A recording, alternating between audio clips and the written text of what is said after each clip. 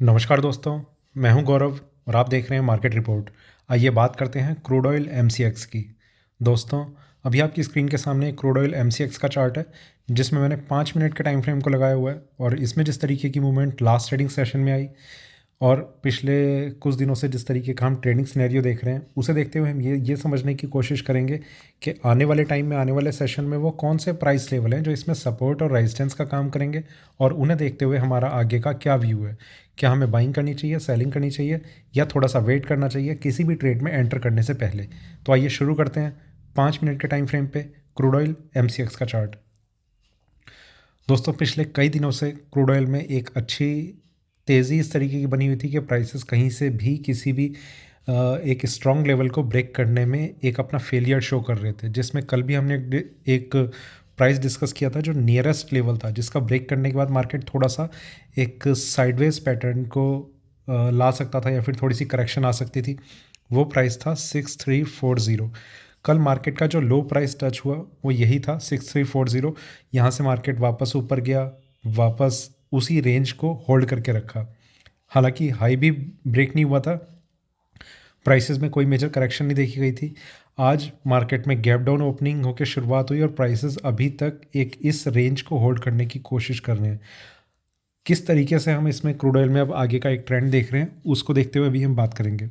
ठीक है, चलते हैं 15 मिनट के टाइम फ्रेम पे, वहाँ देखते हैं कि क्या एक साइन नज़र आ रहा है। देखिए, यहाँ पर अगर आप देखेंगे तो थोड़ा सा आपको एक कंसोलिडेटेड वे में मार्केट आगे मूव करता हुआ नज़र आएगा। यहाँ पर मार्केट इस रेंज में ट्रेड कर रहा था, गैप अप ओपनिंग फिर इस रेंज में ट्रेड किया, गैप डाउन ओपनिंग फिर इस रेंज में ट्रेड किया।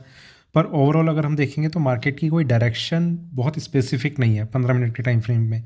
अभी मार्केट ने इस पूरे के पूरे ट्रेंड में एक थोड़ा सा एक इस तरीके का पैटर्न बनाया, ये थोड़ा सा नीचे की तरफ मूव करता हुआ। ठीक है, ये भी इतना स्ट्रांगली कुछ इंडिकेट नहीं कर रहा है कि प्राइसेस ऊपर जा रहे हैं, नीचे जा रहे हैं।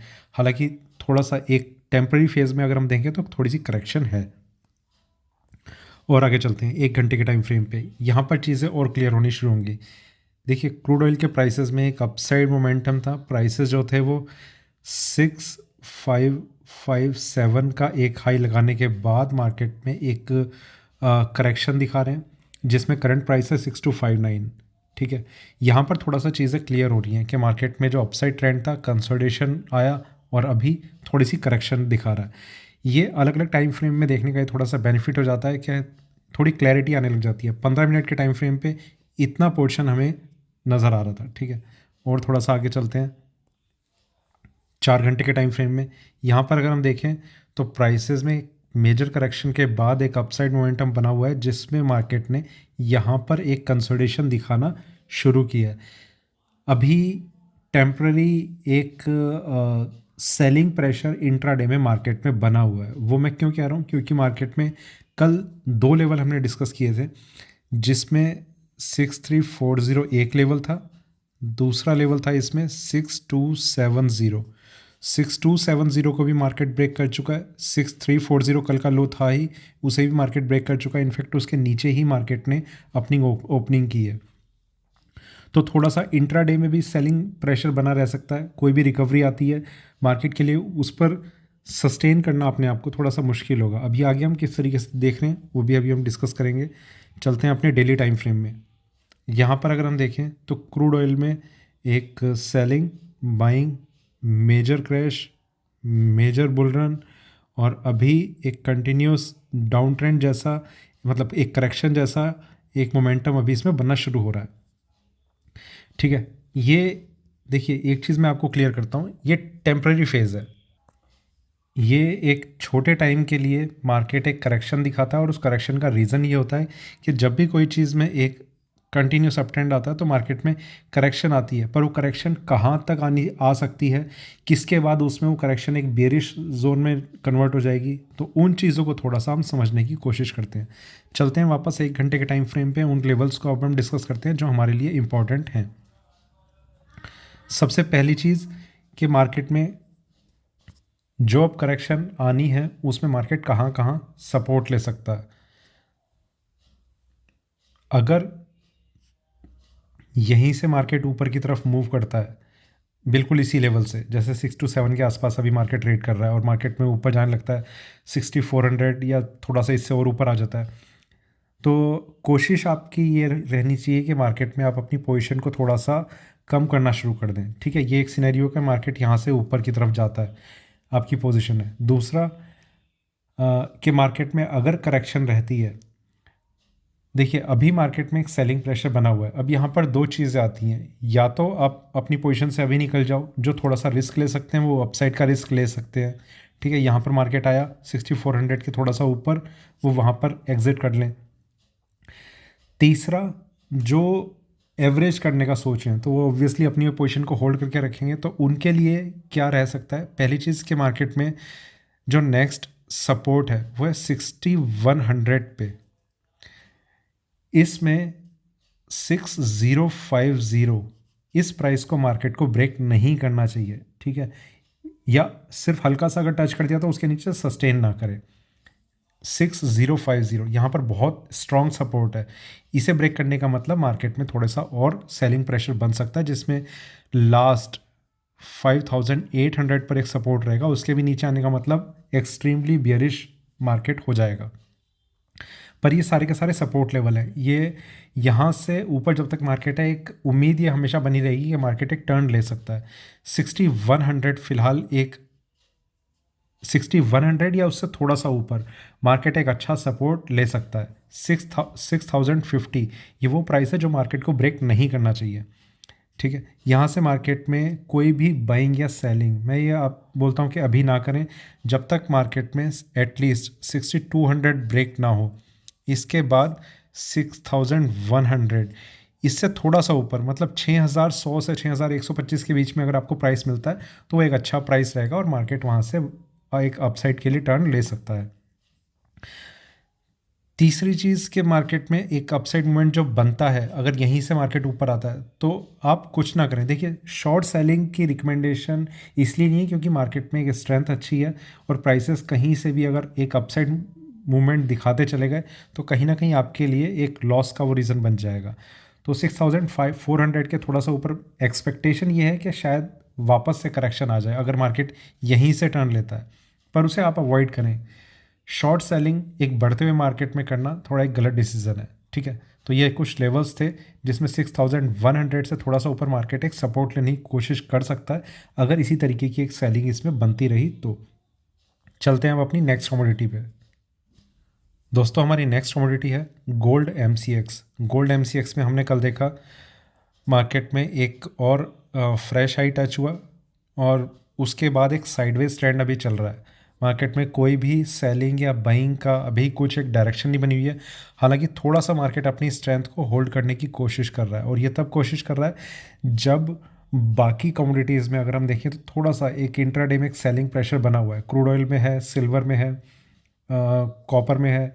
तो इस तरीके के एक मोमेंटम होने के बावजूद गोल्ड में एक थोड़ा सा अपनी स्ट्रेंथ को होल्ड करने की कोशिश है। ये कोशिश कहाँ पर इसकी फेल होती हुई नज़र आएगी उन लेवल्स को अभी हम डिस्कस करेंगे। थोड़ा सा और आगे चलते हैं 1 घंटे के टाइम फ्रेम पे। देखिए यहाँ से कि इसमें स्ट्रेंथ बनी हुई है, प्राइसेस ऊपर की तरफ जा रहे हैं 48,455 मार्केट में। यहाँ से अगर कोई सेलिंग आती है तो थोड़ी सी एक सेलिंग की उम्मीद हम कर भी सकते हैं, पर उस सेलिंग में भी ये चीज़ ज़रूर आप देखना कि मार्केट सपोर्ट ले रहा है या एक कंटिन्यूस डाउन साइड है, क्योंकि ये भी हो सकता है कि अभी इस हफ्ते तो मार्केट जिस तरीके का होल्ड कर रहा है अपने आप को कर रहा है, नेक्स्ट वीक मार्केट में शायद सेलिंग की एक कोशिश हो जाए। वो ये भी चीज़ मैं क्यों कह रहा हूँ उसका भी एक रीज़न है कि जिस तरीके से मार्केट ने अपसाइड स्ट्रेंथ को होल्ड किया है, मैं सिल्वर की खासतौर से अभी बात कर रहा हूँ, उस होल्डिंग पैटर्न में मार्केट में करेक्शन की उम्मीद थोड़ी सी अभी ज़्यादा बनी हुई है। तो वो थोड़ा सा अभी हम सिल्वर पे समझेंगे तो कहीं ना कहीं उसका असर गोल्ड पे भी देखा जा सकता है। पर गोल्ड ने अपने एक स्ट्रॉन्ग लेवल को ब्रेक किया हुआ है, तो आप शॉर्ट सेलिंग को अवॉइड करें। और हालांकि बाइंग करने के लिए भी थोड़ा एक पर्टिकुलर लेवल पे मार्केट जब अपसाइड के लिए टर्न ले रहा हो करेक्शन के बाद, यहाँ से जैसे इस तरीके से, तो ही आप एंट्री लें, अदरवाइज मार्केट में अभी कुछ ना करें। ठीक है, होल्ड कीजिए अपने किसी भी एक फ्रेश ट्रेड को, ना बाइंग में ना सेलिंग में। जो आपकी पोजीशन है उसी में या तो आप स्टॉप लॉस अपना मेंटेन कीजिए या फिर आप उस टाइम का इंतज़ार करें जब आप फ्रेश एंट्री के लिए प्रिपेयर हो सकें। एक चीज़ और देखनी होगी कि USD INR क्या वो मार्केट को सपोर्ट करेगा या नहीं करेगा, ठीक है। उस पर भी अभी, क्योंकि कल भी मार्केट में हमने देखा USD INR में एक थोड़ा सा लोअर प्राइसेस से एक स्ट्रेंथ बननी शुरू हुई है, जिसकी वजह से भी गोल्ड में एक स्ट्रेंथ अभी होल्ड है। और थोड़ा सा आगे चलते हैं 4 घंटे के टाइम फ्रेम पे, वहाँ देखते हैं कि क्या व्यू नज़र आ रहा है। यहाँ पर अगर हम देखें मार्केट में एक सेलिंग, प्राइसेस में बाइंग, और यहाँ मार्केट थोड़ा सा कंसोलिडेट होता हुआ नज़र आ रहा है, जिसमें ये एक और इसका सपोर्ट रेजिस्टेंस रह सकता है। ये 48,785 है वैसे, पर इसे 48,800 ही समझ लेते हैं एक बार। इसको ब्रेक करना अब इसके लिए थोड़ा सा अभी एक नेक्स्ट स्ट्रगल रहेगा या बैरियर रहेगा। तो जब तक ये प्राइस ब्रेक नहीं होता, मार्केट में स्ट्रेंथ बनी हुई है, इस प्राइस को मार्केट ब्रेक करेगा या नहीं करेगा, ये थोड़ा सा अभी आगे देखकर समझ में आएगा, मतलब आगे का टाइम देखकर। फिलहाल के लिए करंट प्राइस पे कोई भी बहुत स्ट्रांगली बाइंग या सेलिंग की रिकमेंडेशन, वो थोड़ा सा जल्दबाजी होगी। और आगे चलते हैं डेली टाइम फ्रेम में, वहाँ देखते हैं। यहाँ पर अगर हम देखें तो प्राइसेस में एक स्ट्रेंथ, करेक्शन, मार्केट में बाइंग 48,465 करंट प्राइस, एक बाइंग अभी नज़र आ रही है, ठीक है। वापस चलते हैं 1 घंटे के टाइम फ्रेम पे, उन लेवल्स को अब हम डिस्कस करते हैं जो हमारे लिए अब आने वाले टाइम में इंपॉर्टेंट है। देखिए कल भी लाइव सेशन में हमने जिन लेवल्स को डिस्कस किया था वो गोल्ड में अभी तक ब्रेक नहीं हुए हैं। लाइव सेशन के लिए डिस्क्रिप्शन में लिंक है, उस पर आप जा सकते हैं। तो वो जो चैनल है वहाँ पर लाइव सेशन रात के 10:30 बजे के आसपास आता है, तो वो आप देख सकते हैं। यहाँ पर मार्केट में जो स्ट्रेंथ है उसमें सबसे पहला और नियरेस्ट लेवल जो है वो है 48,300। एटलीस्ट इस प्राइस का ब्रेक होना ज़रूरी है मार्केट में किसी भी थोड़े से सेलिंग प्रेशर को बनाने के लिए। यहाँ से मार्केट गिरता है, एक सेलिंग प्रेशर बनेगा तो ही इसमें एक सेलिंग आ सकती है, अदरवाइज मार्केट में बाइंग और स्ट्रेंथ बनी हुई रहेगी, प्राइसेस ऊपर के लेवल्स को होल्ड कर रहे हैं। उसका रीज़न सिर्फ एक है कि 350 को मार्केट ब्रेक कर चुका है और उसके ऊपर मार्केट होल्ड है। ये प्राइस भी सिर्फ अभी इंट्राडे के लिए एप्लीकेबल है कि 300 ब्रेक हुआ, मार्केट में थोड़ी सी करेक्शन, इसे भी आप ऐसा मत समझिए कि 300 ब्रेक हो गया तो मार्केट में एक डाउनफॉल शुरू हो जाएगा, ऐसा कुछ नहीं है। सिर्फ एक साइडवेज पैटर्न रहेगा जिसे मार्केट होल्ड करने की कोशिश करेगा, और हाई प्राइस ब्रेक करना थोड़ा सा इंट्राडे में मुश्किल हो जाएगा, सिर्फ इतना ही है। डाउन साइड में एक प्राइस इंपॉर्टेंट है 48,100, ये प्राइस अभी के लिए काफ़ी ज़्यादा इंपॉर्टेंट है। 48,100 यहाँ पर रहेगा ये, इसके ऊपर मार्केट होल्ड करने की पूरी पूरी कोशिश करेगा। 48,100 ब्रेक करने के बाद जो रिवर्सल लेवल है वो रहेगा 47,920। ये वैसे 50 भी आप समझ सकते हैं, जब तक मार्केट नीचे आएगा ये 50 के आसपास हो चुका होगा, मतलब पर यहीं पर 950 से ऊपर अभी इसे ना समझें, ठीक है। तो जब तक 47,920 ब्रेक नहीं होता, मार्केट में कोई भी रिवर्सल की उम्मीद ना करें। गोल्ड के प्राइसेस नीचे आ सकते हैं, पर एक उम्मीद हमेशा ये बनी रहेगी कि प्राइसेस ऊपर जाए। एक चीज़ और मैं आपको बताना चाहता हूँ, देखिए ये मैं अब स्ट्रेटेजी की बात कर रहा हूँ। आपके ट्रेड सेलिंग के हो सकते हैं, बाइंग के हो सकते हैं, दोनों में से कोई भी रहे।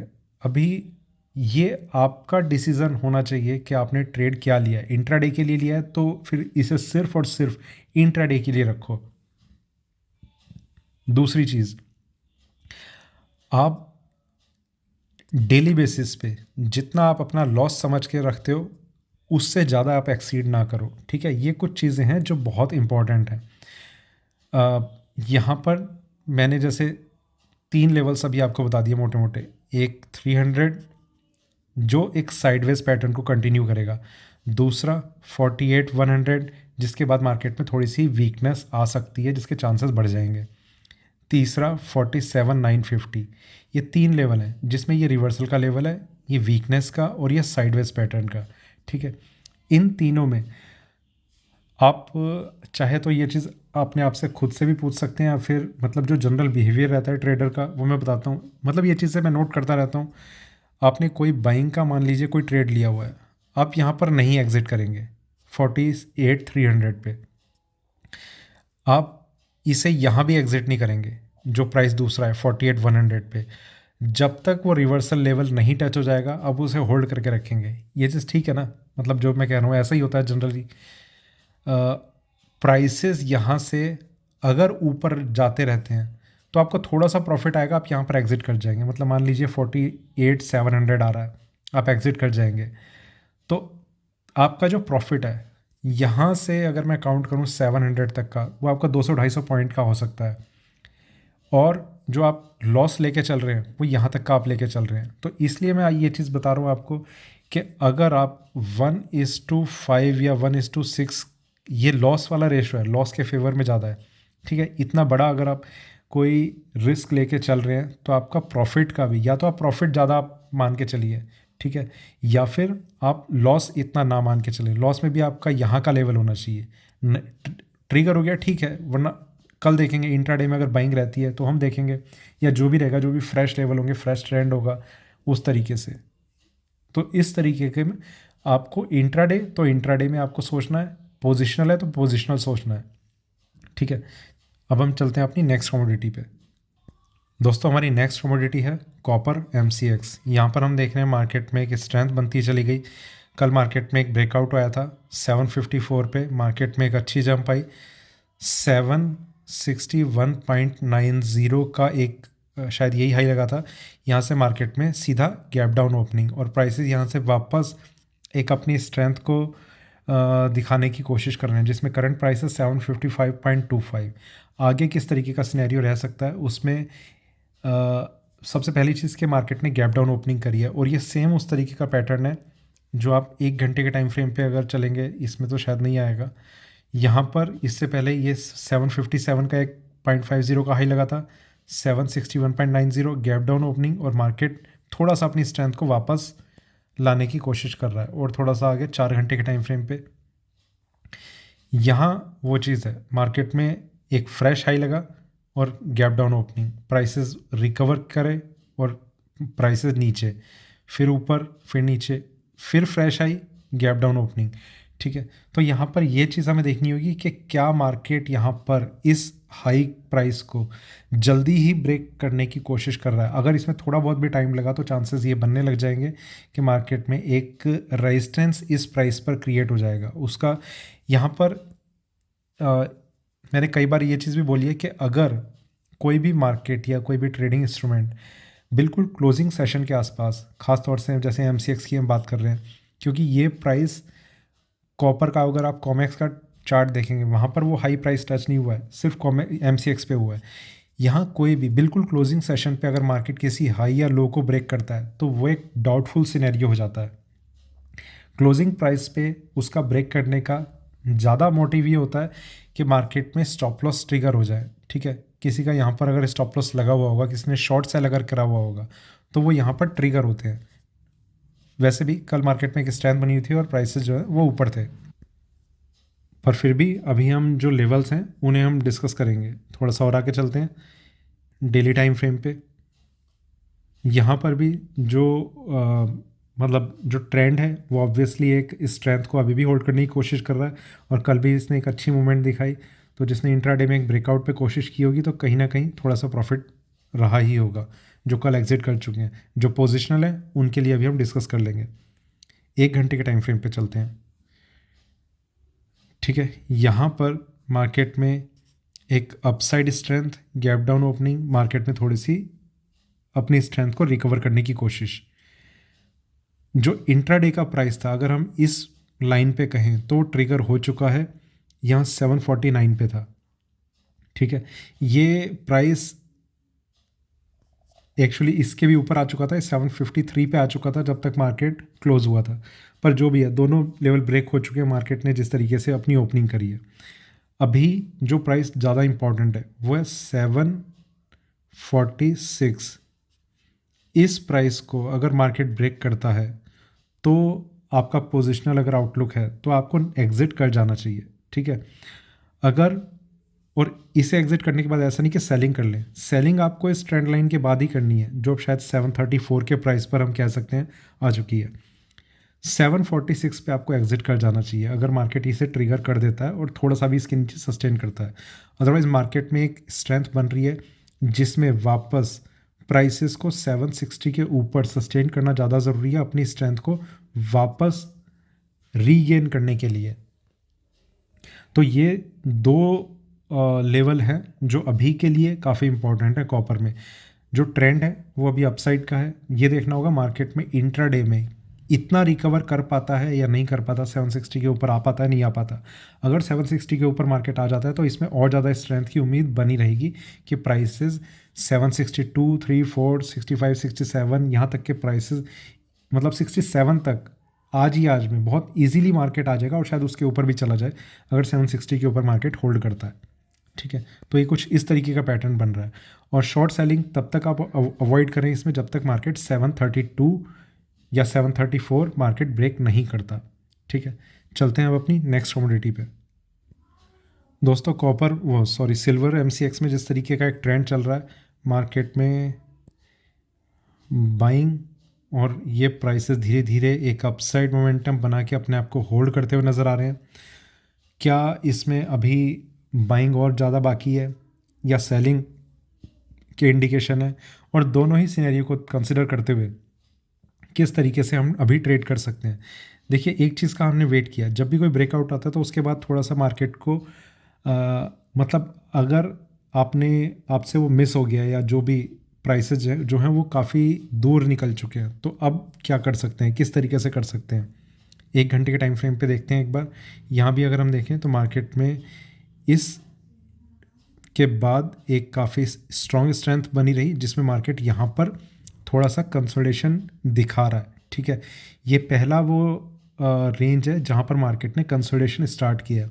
आप एक चीज़ ध्यान रखिए, मार्केट में फेज़ 3 ही होते हैं, बाइंग, सेलिंग, साइडवेज या फिर कंसोलिडेशन। ठीक है, बाइंग चल रही थी, इसके बाद मार्केट में कंसोलिडेशन आया। कंसोलिडेशन के बाद मार्केट में जब एक काफ़ी अच्छी बाइंग रहे और कंसोलिडेशन स्टार्ट हो जाए तो प्राइसेस में थोड़े बहुत ये चांसेस बनने लग जाते हैं कि शायद अब मार्केट एक थोड़ा सा टर्न लेगा। वो टर्न लेने का मतलब ये नहीं होता कि एक रिवर्सल आ जाए, एक छोटी सी करेक्शन, इस चीज़ की उम्मीद ज़रूर होने लगती है। ठीक है, तो उसकी एक्सपेक्टेशन का ये पहला फेज़ है। अभी मैं आपको और आगे बताता हूँ कि क्या क्या पॉसिबिलिटी इसमें रह सकती हैं। और थोड़ा सा आगे चलते हैं 4 घंटे के टाइम फ्रेम पे। यहाँ पर मार्केट में एक selling, buying, super buying, prices 65 to 45 पे अभी ट्रेड करते हुए नज़र आ रहे हैं। ठीक है, और थोड़ा सा आगे चलते हैं डेली टाइम फ्रेम पे। यहाँ पर अगर हम देखें तो सिल्वर के प्राइसेस में एक जो सेलिंग आई थी उसके बाद एक बहुत स्ट्रॉन्ग कंसोलिडेशन था जिसमें मार्केट नीचे आया और फिर ये ऊपर मार्केट है और अभी यहाँ पर होल्ड करने की कोशिश कर रहा है। 65 टू 45 करंट प्राइस। वापस चलते हैं 1 घंटे के टाइम फ्रेम पे। यहाँ पर जो चीज़ें अभी हम डिस्कस कर रहे हैं, पहली चीज़ के मार्केट में ये पहला फेज़ है जहाँ पर मतलब इस अप ट्रेंड में जहाँ पर मार्केट कंसोलिडेट करने की कोशिश कर रहा है। यहाँ आप एक तरीके से ट्रेड कर सकते हैं। कई ट्रेडर्स हैं जो अभी सेलिंग में फंसे हुए हैं, ऑब्वियसली सेलिंग में ज़्यादा फंसे होंगे, मार्केट में बाइंग इतनी आ चुकी है। बायर्स कोई फंसा हुआ होता ही नहीं है, मतलब जब बाइंग हो, जब सेलिंग हो तो कोई सेलर फंसा हुआ नहीं होता, सब छोटे छोटे प्रॉफिट पे अपना एग्जिट करते रहते हैं। ठीक है, यहाँ पर अभी मार्केट में ये पहला फेज़ है जहाँ पर आप एक शॉर्ट ट्रेड ले सकते हैं।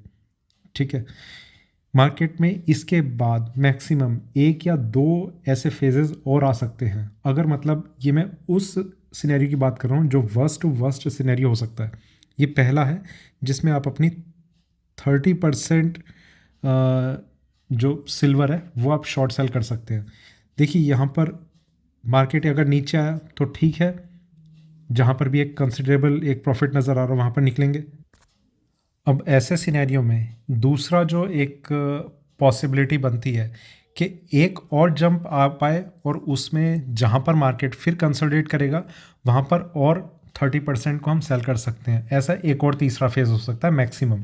ठीक है, तो मार्केट के अगेंस्ट जब हम ट्रेड करते हैं, क्योंकि ऑब्वियसली जो ट्रेंड है वो थोड़ा सा एक स्ट्रॉन्ग है, मार्केट अपनी एक स्ट्रेंथ को होल्ड करने की कोशिश कर रहा है, टाइम लग सकता है, पर मार्केट में 3 जगह से ज़्यादा ऐसा देखा नहीं है कि चौथी जगह भी आ जाए।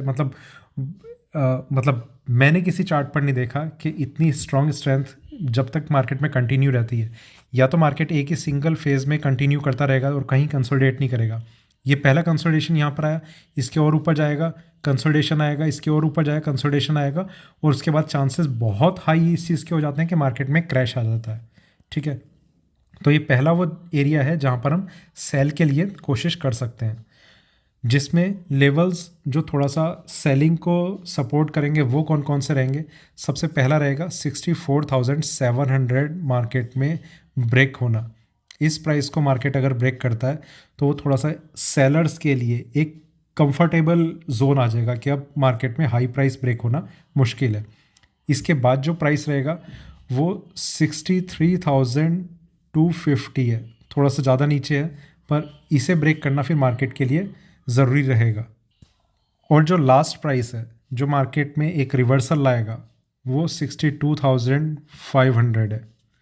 सॉरी, ये प्राइस गलत है, ये 850 है, 63,850।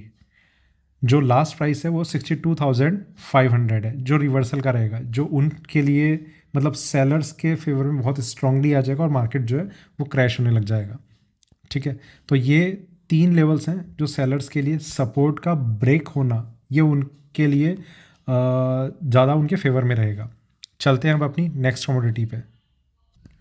दोस्तों, हमारी नेक्स्ट कमोडिटी है natural gas MCX।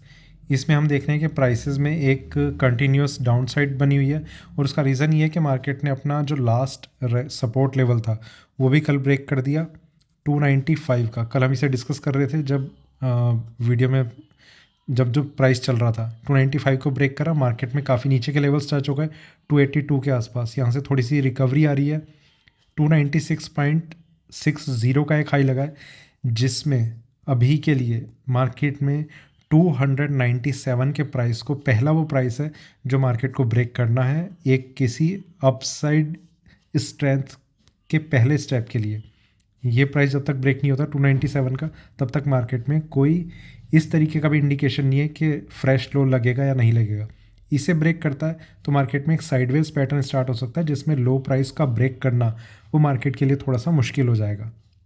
Second thing, 307, ये एक काफ़ी इंपॉर्टेंट प्राइस है। इसके ऊपर मार्केट आता है तो इसमें स्ट्रेंथ आनी शुरू हो जाएगी और प्राइसेस वापस अपनी एक अपसाइड जर्नी के लिए रेडी हो जाएंगे।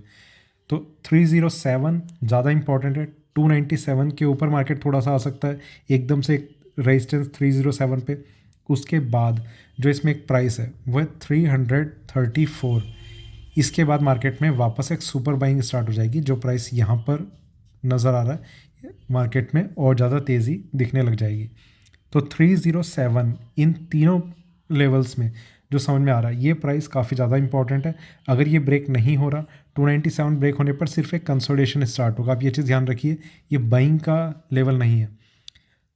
307 के ऊपर मार्केट में स्ट्रेंथ आनी शुरू हो जाएगी। तो ये 3 लेवल्स हैं, और जो ट्रेंड है वो अभी भी थोड़ा सा वीक है, क्योंकि बिल्कुल 297 के जस्ट नीचे मार्केट ने एक रेजिस्टेंस लिया हुआ है। तो दोस्तों, ये था मेरा कमोडिटी मार्केट पे अभी का वीडियो अच्छा लगे तो लाइक करें, शेयर करें, बने रहें मेरे साथ, देखते रहिए मार्केट रिपोर्ट। धन्यवाद।